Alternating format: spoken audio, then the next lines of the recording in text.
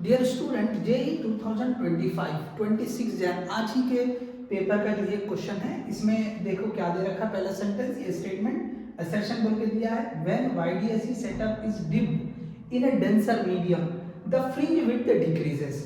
तो YDSE setup को अगर हमने किसी डेंसर मीडियम में डिप्ड करते हैं तो उसकी फ्रिंज विड्थ डिक्रीज हो जाती है, ऐसे बता रहा है। अब देखिए फ्रिंज विड्थ का फॉर्मूला क्या होता है, तो fringe width is equal to क्या होता है, लेमडा डी बाय डी होता है। तो देखिए ये fringe width it is directly proportional to lambda.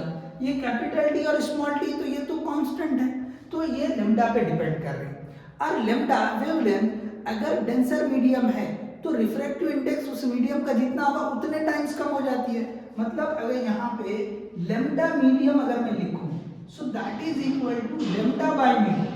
तो यहाँ पे ये जो वेवलेंथ है, ओके, ये लेमडा म्यू टाइम्स कम हो जाएगी, तो इसका मतलब जो फ्रिंज विड्थ है वो भी म्यू टाइम्स कम हो जाएगी।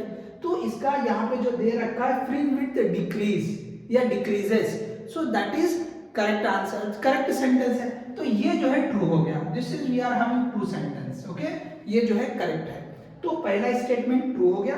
दूसरा स्टेटमेंट पढ़ते हैं, speed of the light decrease in its denser medium but the frequency will remain same. देखिए मीडियम के बदलने से वेवलेंथ बदल जाती है। अभी हमने देखा वेवलेंथ जो है म्यू टाइम्स कम हो जाती है डेंसर मीडियम में। तो यहाँ पे अगर हमने देखा ये जो है v is equal to f lambda होती है। तो अब देखो ये जो फ्रीक्वेंसी है ये सोर्स पे डिपेंड करती है, सोर्स बदलेगा तो ये फ्रीक्वेंसी बदलेगी। सो फ्रीक्वेंसी चेंज नहीं होती है मीडियम के बदलने से। तो अब जो है ये मीडियम के बदलने से क्या हो रहा कि डेंसर मीडियम में वेवलेंथ म्यू टाइम्स कम हो जा रही। तो अगर वेवलेंथ कम हो रही है, यहाँ से क्या लिख सकते हैं, v is directly proportional to lambda.